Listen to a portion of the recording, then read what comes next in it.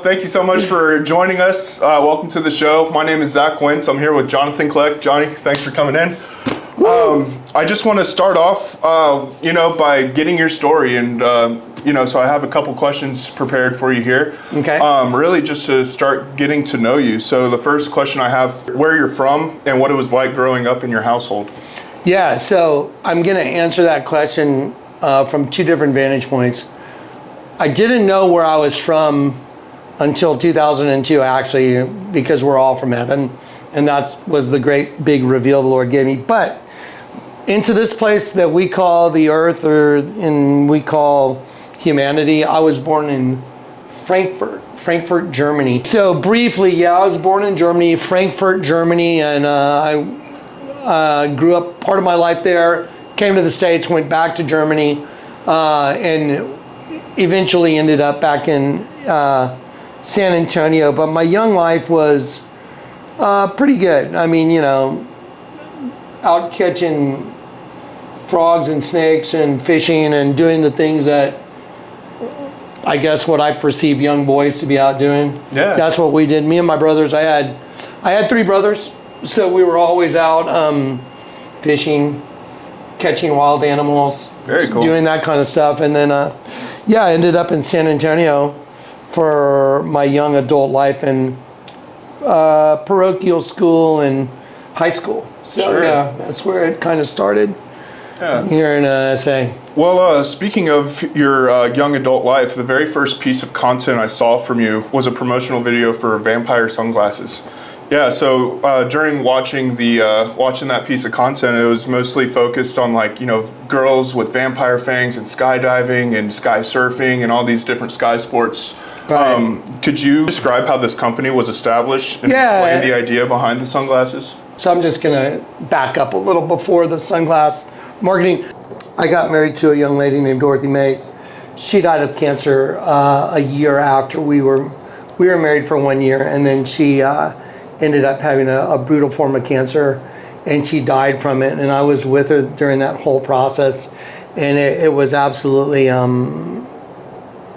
it was heart-wrenching to watch the person that you had dedicated your future to, and then she died of cancer. She had a very severe form of cancer. She was diagnosed June 15th, 95, died December 15th of 95. From that point on, I had been working on vampire sunglasses the whole time she was sick. That's where the whole vampire sunglasses thing came about. I had to have something to do, and because I had previously done some intellectual property stuff called psycho socks and failed, I had learned more how to do it and avoid pitfalls, learned about non-disclosure agreements, learned stuff like that and how to protect your product. So anyway, long story short, I was down in South Padre Island living there, and I walked out of my house one morning and I looked at the sun, having been up all night with some friends partying. Yeah. Yep, and the sun was so bright. I looked up and said, my God, I need some sunglasses for effing vampire. That's what I said. Yeah. And when I said that, I went, oh my gosh, wait a minute. Vampire sunglasses.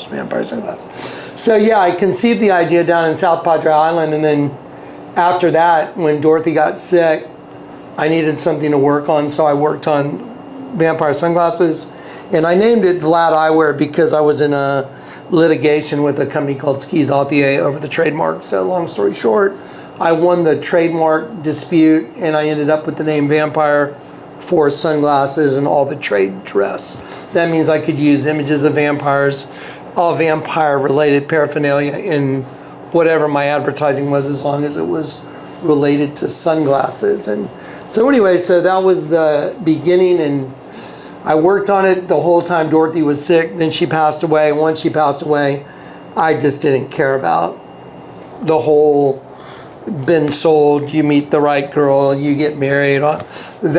That whole dream just went away immediately. Yeah. And I began skydiving. Long story short, just my secretary, once I was starting off on Vlad Eyewear, she was married and had 2 kids, but she was also a dancer. She did it to make extra money. Her name was Casey. She's very nice.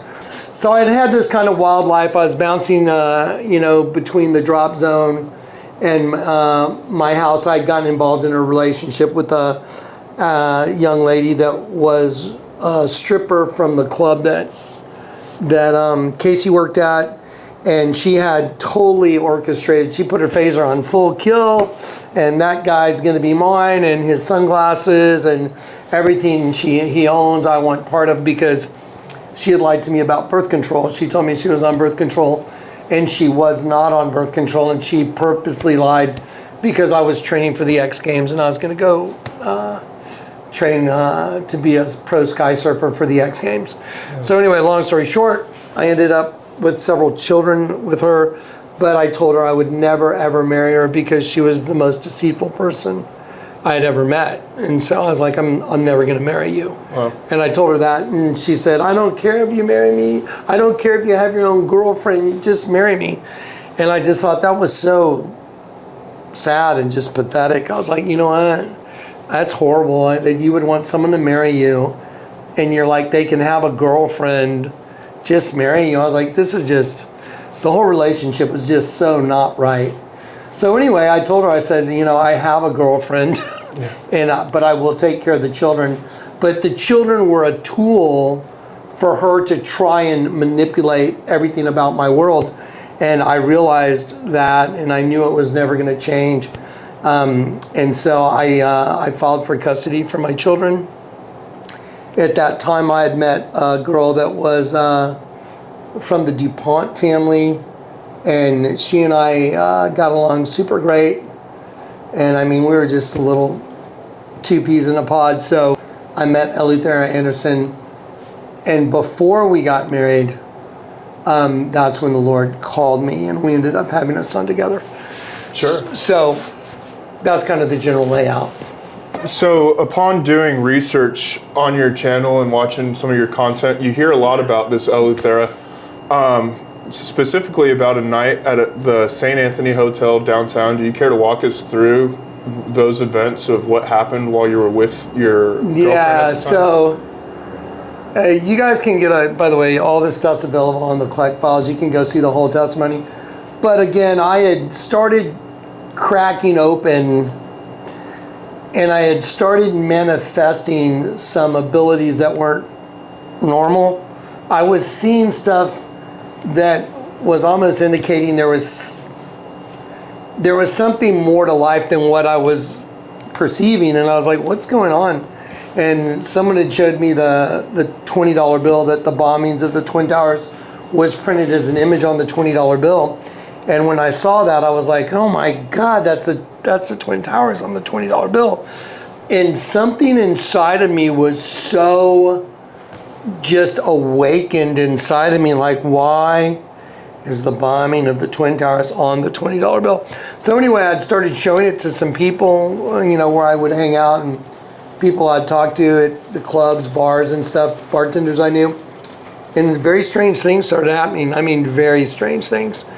And I started seeing the same people at places that they shouldn't be, and it's almost like I was being stalked. It was very odd. It was, some people call it gang stalking now. And I was like, why are these people here? I saw them earlier today, and why is this person here? At TJ Maxx. I saw him at the health club today. It was just bizarre. So anyway, so I started noticing some very strange anomalies, and I started asking some questions, and then out of nowhere, I was in a couple high-speed chases, and the first one was, I was on Highway 410, and this car came up next to me, alongside of me, and then a truck pulled in front of me, and in the back of it, and I was like, what are these guys doing? They're like boxing me in.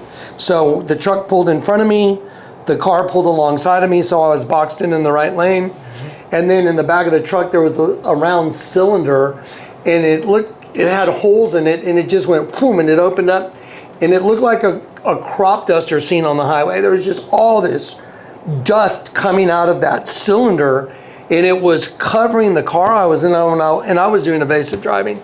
I was like, what in the hell are these guys? Who are these guys? And the guys next to me were obviously with the guys in the truck, keeping me blocked in. And my next thought is, what the hell is this stuff they're dusting me with? You know, is it poisonous or da-da-da-da-da? So anyway, after a very serious high-speed chase, I was able to get out of that situation. And then within probably a week, I was in another high-speed chase with the same group of people. And I was just like, what in the hell is going on?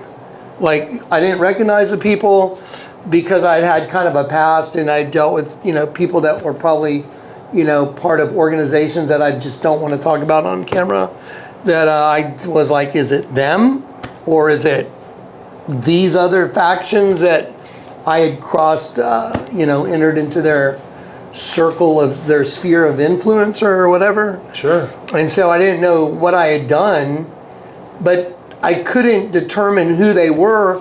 And then I got a good look at the people I was in the high-speed chase with the second time, and they were wearing suits. And one of them I knew to be like a manager of a huge company called Waste Management here in San Antonio. And I was like, what in the hell is going on? And they were wearing suits like feds, but then I'm like, if they're feds, they're gonna turn the lights on. They're not just gonna chase you, they're gonna turn the lights on in the car and pull you over. No lights. Second time, the second chase I was in, they had to have some kind of radio tag on my car because I lost them several times in the chase. I lost them, and we're doing 90 miles an hour through residential. I mean, anything could have happened bad. Someone could have pulled out, kid could have crossed the street. It could have been horrible. Sure. So anyway, I lost them repetitively, but they kept picking me up. And I was like, they've got a tag on my car. So I abandoned my car, and I abandoned my car, and I called a friend of mine and had him come pick me up. And he picked me up, and then I got a hold of my girlfriend, and she was the DuPont. So Lou, I was instantly concerned for her well-being. Sure. So I was like, okay, we got to get you out of town. So I went and got a room at the St. Anthony Hotel downtown. I wanted to be in a very public, very high-profile place, high dollar, security, lots of cameras. Sure. So let me just try to make sure I'm all caught up. So there you are on the second high-speed chase. Okay. Yeah. You have ditched your car. Yep. You're with Eleuthera, and you bring her to the St. Anthony Hotel downtown San Antonio. I borrowed a car from a friend of mine. And at this point, you've evaded the people that are chasing you, and you're stuck up at the St. Anthony looking for your next move. Well, what I'm doing is I've called Lou's dad, and I said, something's going on. I have no idea what I've cracked open. Obviously, I'd cracked something open, and I didn't know what it was, and I didn't understand the relationship. Like, why are these people the people in these chases? You know, I didn't understand that. So anyway, I called her dad and said, I need to get her out of town. She needs to come home to you guys. I was very honest. I was very upfront. And so I got her a plane ticket leaving town the next day. And then I went to the St. Anthony as a safe place to put her, not myself. I told her, I said, I'm going to leave you here. You're safe here. They are not after you. They're after me. And so I'm going to go home to my place. I'll leave you here at the St. Anthony. I'll go home to my place, and then I'll deal with whoever these people are. Whatever the situation, I was going to have it unfold on my property. So, you know, whatever my legal rights would be more intact. Sure. If anything odd was to happen, yeah. And did you ever make it to your house? No. So, yeah, so I was at the hotel, and it was approximately 12 a.m., and I was there with Lou, and just going like, what in the hell is going on? And then I told Lou, I said, look, you're leaving in the morning, and then, you know, I'll figure out who these people are. I'll call you when I know what's going on, and we'll figure out what to do. And while I was talking to her, this blanket of invisible energy just descended on me. And I started looking at my arms and my hands, and I was going like, what is this? And it was like a blanket of invisible energy, like just a blanket falling on me. And I was looking at my arms going like, what in the world is this? And then right then I heard Jonathan read the tags and the clothes you're carrying. So I had a couple of shirts under my arm, like tucked in, and while I was sitting there going like, what in the world is this? I heard read the tags and the clothes you're carrying. So I threw the clothes down on the bed, and I read the tag of the first shirt. I think it was a Johnny Blaze baseball jersey. Sure. And the tag in the back, like right here where it says what it's made of, it said 100% nylon. 100% nylon. And when I heard that voice tell me, read the tags and the clothes you're carrying, as soon as I heard it, I kind of looked at the ceiling, and then I looked over at Lou. She was standing right next to me. And I said, some source is communicating with me, and he's telling me to read the tags in the clothes I'm carrying. And I thought, either I've lost my mind, I've gone off the deep end, which is a real possibility. And I said, or something so far beyond my brain is going on right now. And I just was like, but because of that blanket of energy thing, it was measurable. It was tangible. Sure. It was like you could feel like someone touching you. Because of that, I was like, oh my gosh. So I threw the first shirt down, and I read the tag, and it said 100% nylon. And what was the message that you received from that? Well, yeah, when I read 100% nylon, I went, I've lost my mind. I just, as soon as I read 100% nylon, I went, okay, maybe I've lost my mind. And I went, so because that voice had said, read the tags, as soon as I said the words 100% nylon out loud, I went 100% nylon. And then I had to mentally grapple with maybe the fact I was losing it. And I went, okay, and then I looked at the ceiling, and I said, that doesn't make any sense. And then he said, turn it upside down. And I went, turn it upside down. And I looked down at the shirt, and I looked at it, and I went 100%. And I'm looking at the word nylon, and I'm like, what does he mean, turn it upside down? Turn nylon upside down. So then I turned the whole shirt upside down, and I sounded out the word nylon upside down and backwards. And I went, no lion. And right when I said those words, like no lion, my body reacted in such an insane supernatural way. I knew I was in the presence of another being. There was zero doubt. I was like, my body was just like, you got it.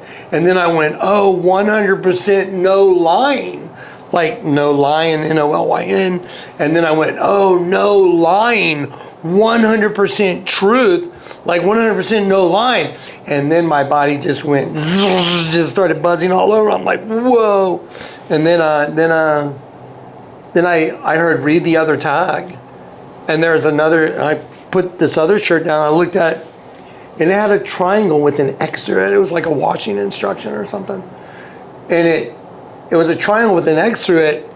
And then I heard the Lord say, the pyramid is your enemy. I was like, the pyramid is my enemy. And then my whole body just lit up, just like zzz. And when that happened, I was like, what the hell is going on? And I'm like, and then it kind of dissipated. And I'm sitting there going like, what's going on? What is this? Like, what does that mean? Well, okay, 100% no lying, and the pyramid's my enemy. Okay, now what? You know? And then I'm like, looking around, Lou's looking at me like, are you okay? You know, I was just like. So she's standing there watching you speak to this spirit that's indwelling you with an invisible sheet of his energy. Yeah, he's encompassing me. So the only way to describe it was I was completely encompassed, and it was through me and around me all at the same time. Sure. It was around me and through me all at the same time. So just trying to wrap my brain around all of this, what does that voice inside of you sound like? What kind of voice is that?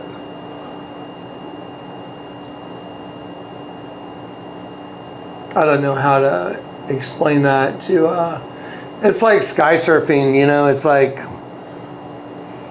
how do you explain to someone what sky surfing is that's never done it? Sure. It's its own thing. Yeah. It's a thought and a voice, but it's not from you. Like, is your thought generated from your own head, or did the thought or the voice generate from another location into your head?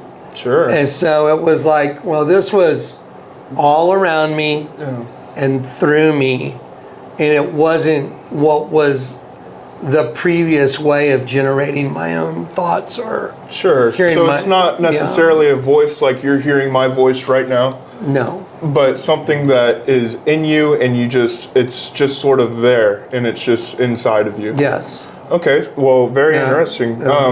So what happened after that? You read that the pyramid is your enemy, 100% nylon, turned upside down to no lying? Right, so that's when, this is the night I got saved, and so at that point, I was like, okay, well, I don't know what the hell's going on now, but okay, Lou, I'll call you.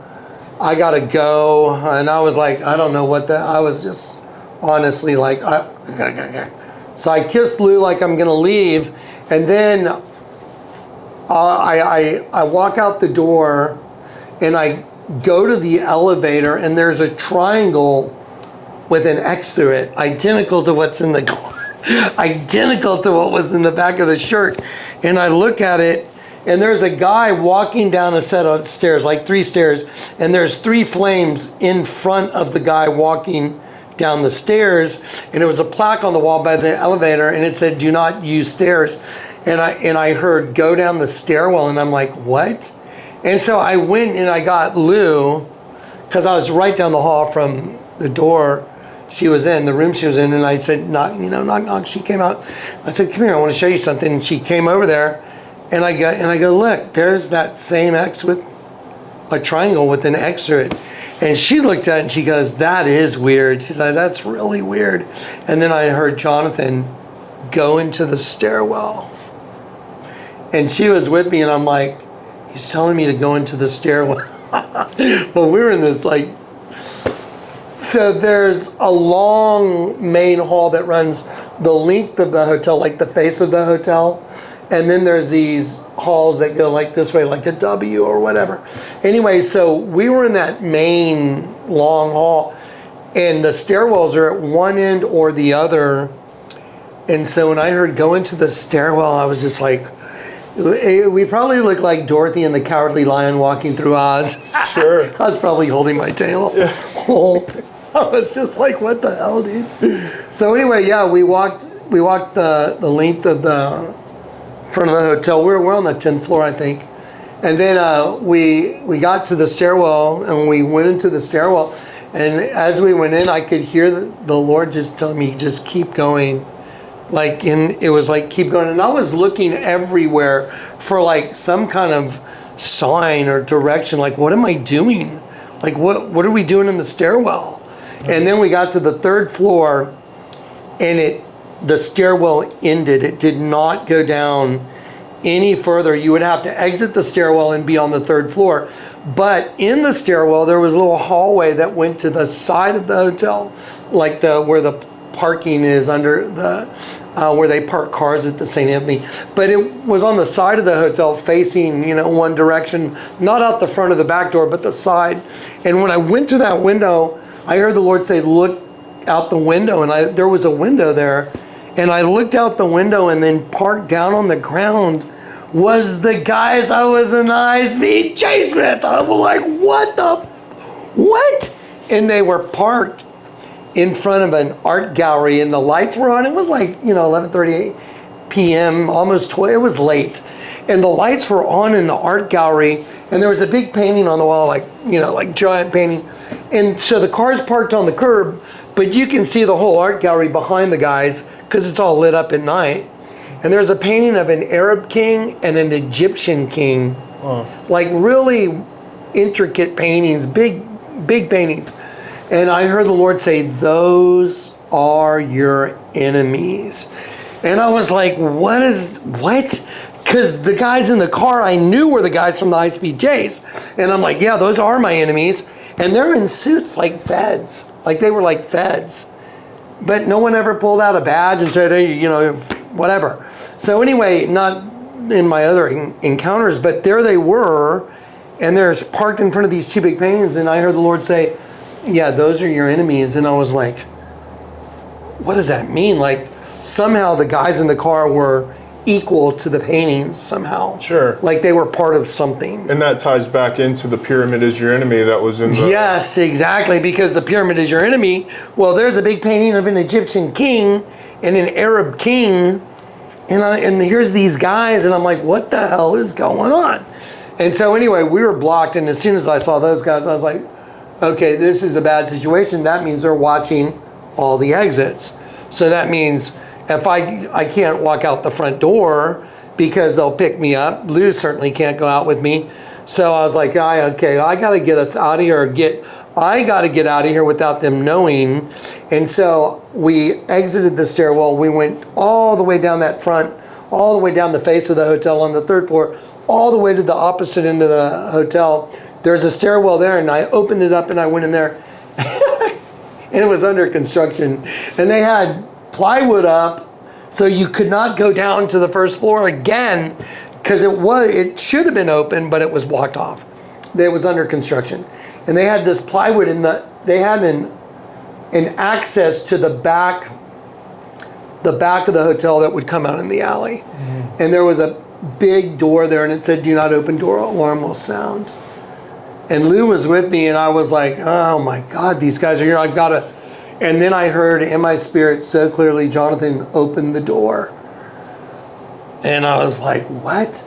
Open the door. And I looked at Lou and I was like, Lou, he's telling me I need to open the door.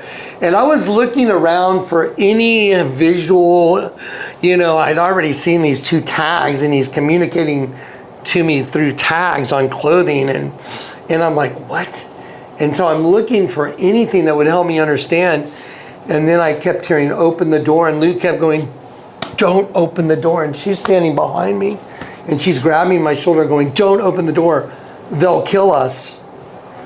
And I said, "You don't have to go. I've got to go." I wanted to know this entity that had shown me 100% no lying.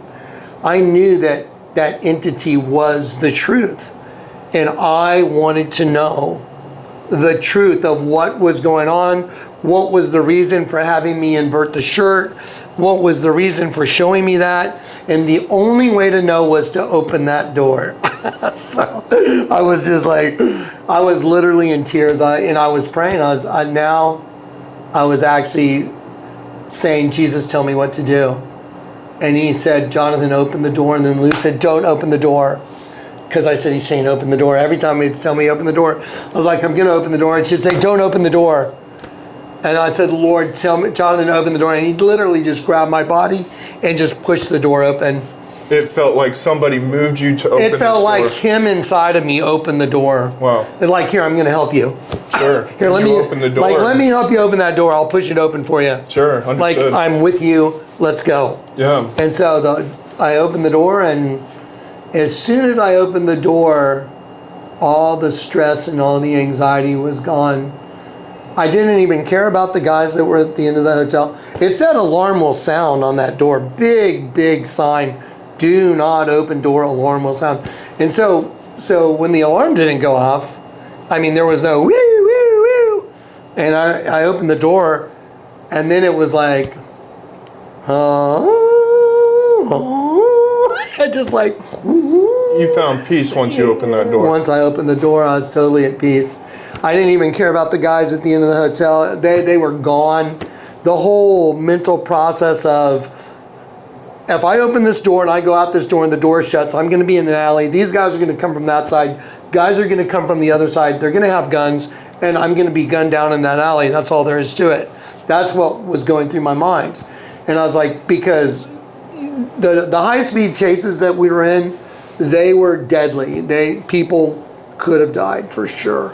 And so I was like, if they're willing to do that, if they know that I'm in that alley and they know they got me in the alley, why would they not kill me? Obviously, because the high-speed chases, they were deadly chases. People should have died. So anyway, once I got out that door, there's a little ladder that went down a couple steps, 1, 2, 3, maybe 4 or 5 steps. And then I started walking, and there was a horizontal walkway. And as I started walking on it, it was counterbalanced, and it went like this, boom.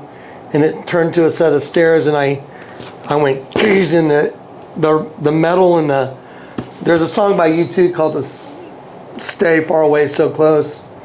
The bang and the clatter as an angel hits the ground. That's the best way I can ever describe it. There was a bang and there was a clatter and I hit the ground and I knew I was not of this world. And the second it hit the ground, standing there, right there when I stepped off, was this guy, but I knew he wasn't just a guy. I knew he was angelic. Sure. He was angelic. People say, what did he look like? The best I could tell you is like, if you ever saw the movie Kingdom of Heaven, there's the right-hand man of Sahaladin. His name is Alexander Sedig, I think. And he plays the right-hand man of Sahaladin in the movie Kingdom of Heaven, but his name's Alexander Sedig. I can't say that he looked just like Alexander Sedig, but that's the vibe kind of that he had. Just, he had this real peaceful, sure, otherworldly, Middle Eastern, but not Arabic. It's hard to explain. Now, this wasn't the guy chasing you. No. This was just a guy at the end of the stairs that turned into stairs. As soon as the steps hit the ground that were counterbalanced, he was like waiting for the steps to hit the ground. And you had an intuition knowing that he was some sort of angelic. Oh, I knew he was an angelic being. He stepped right up to me, looked right in my eyes. He took total control of my mental everything, and he looked right in my eyes and he said, "Jonathan, pray with me, my brother." And when he said the words, "Pray with me, my brother," there was zero doubt. He was my angelic brother. I knew he was an angel. He knew that I knew he was an angel. I knew I was an angel. And we prayed Our Father to heaven, and then water and light came down on me like, it just moistened me. It wasn't like a big downpour. It was like water, like kind of like a sprinkle coming down on you. Yeah. And you could see it in the light coming down. It was part of the whole visual. Wow. Like if you look at drizzle and you're standing out at night and there's a big light and you see it in front of the light, you can see all the little droplets. Yeah. It was like that. It was just all coming down on me. And I was so mesmerized. There's a scene in the Passion of Christ where the guy Cassius, I think, puts the spear in Jesus after his death, and then water comes out and hits him in the face. Yeah. And then he goes like, and he just drops to his knees and is like, yeah. That was me. I always think I wish I could go back and experience it again. Yeah. Because it was the first time in my life I've ever been alive. I thought I was alive, but I wasn't even alive, and I didn't even know it. But then once that happened, I was like, I was like, what just happened? Like, I'm alive. And then I looked up and I looked around at the alley and everything, and I was like, what am I doing here? Kind of like, from a heavenly point of view, like, what am I doing here exactly? Yeah. Like in this body. Sure. I was like, okay, we're not in Kansas anymore, yeah. Some sort of reality shift. It was a complete reality shift. It was actually shifting to reality, where I'd been living a non-reality my entire life, and all of a sudden I shifted to reality, and I wasn't at all what I thought I was. Sure. That's it. So once this angelic person says, "Pray with me, my brother," and you guys pray Our Father, what happens next for you? Yeah, so then it took me a moment, obviously, just to handle what had happened.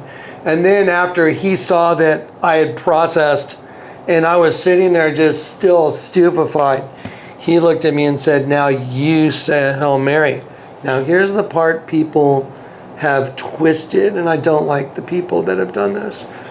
I've always maintained, always, I was born and raised Catholic. I was, from a little boy all the way up, I was taught to pray the Hail Mary. There was nothing wrong with it ever in my world to pray a Hail Mary. Now here's the point. he and I prayed Our Father. Water and light came down on me. I was born again with life. I had never been alive before. I thought I was alive, but I wasn't. Now I was alive, and I'm like, wow. And then he tells me to say a Hail Mary, and when he told me that, I looked at him like, why? How would I even think that? Like, why? It's wrong. How would I even think that? Wow. Why would I look at him and go like, why? And he looks at me and he goes like, do it. He even took a little step away from me. My joke has always been, you know, sorry.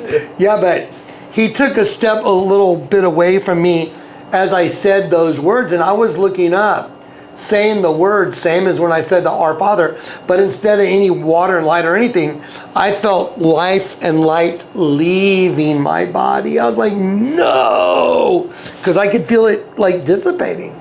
Wow. And I was like, and then I knew where death came from. Somehow death came from praying to a female virgin, you know, goddess figure. Because when I said those words, I felt death. When I just said Our Father, I was filled with life. And then being told to say the Hail Mary, how would I ever even think it was wrong? But I knew it was wrong. But he told me to do it anyway. And as I did it, then it was like, okay, then I knew the difference between life and death. Sure. Right then and there. So now, and then he looks at me and I'm thinking, well, okay, like what's next? But I'm a different I'm a totally different being all of a sudden. I mean, I'm a different being. I'm not even the same being I was. And this guy is standing there and he looks at me and he goes, you look like you need some water. You should go to the bus station and get some water. And I looked at him and I went, I will go to the bus station and get some water. You know, like, beep, beep, you know. He just said it and it was like, him telling me was like, I can't explain it. It's almost like he's in control of it. Yeah. Yeah. And so when he said, you look like you need some water, you should go to the bus station and get some water. I was like, I'll go to the bus station and get some water. And I just turned around to go, like I'd been sent by him. He's like, go to the bus station and get some water. And as I started walking, Lou reached and touched me on the shoulder. She had been off in the wings. She disappeared from my sight. But as soon as I started walking, I felt her touch me and I yanked my arm away from her. That would be so uncharacteristic. So I yanked my arm away from her and I said, don't touch me. I'm walking with the Lord, don't touch me. I'm walking with the Lord, don't touch me. I told her 3 times not to touch me. I was like, yeah, it's because that conversion that had happened, I knew with the spiritual being inside of me, to him, she was unclean. And I could perceive it. Wow. And I was like, that, yeah, it was the strangest thing in the world. So that was the point at which I got converted. There's a lot more to it after that. Oh, I'm sure. And that's a pretty intense beginning story, you know. So if you don't mind, maybe we can take a small break and we'll come back and just kind of continue off wherever you're comfortable. Right. So one thing I want to leave off with is this. So if you go back to the night I got saved, Our Father in heaven, water and light, and I'm born again and I'm full of life. Then I say the Hail Mary and I feel death. Life and death, up and down, good and evil. Yeah. Right then and there, I knew the difference because I prayed to a male figure life, female figure death. Okay, right then and there. Now, if you go look at the entire ministry, all these years, that's been the revelation of the entire ministry. That's what's the Vatican that they worship the Virgin. The whole building's a snake. Oh. The serpent is Satan. So anyway, the night I got saved bears witness to every bit of the data from that point on till now. So, yeah, well, thank you so much for your time thus far. I really appreciate it. And yeah, man, we'll continue on. All right. Thanks. Yep.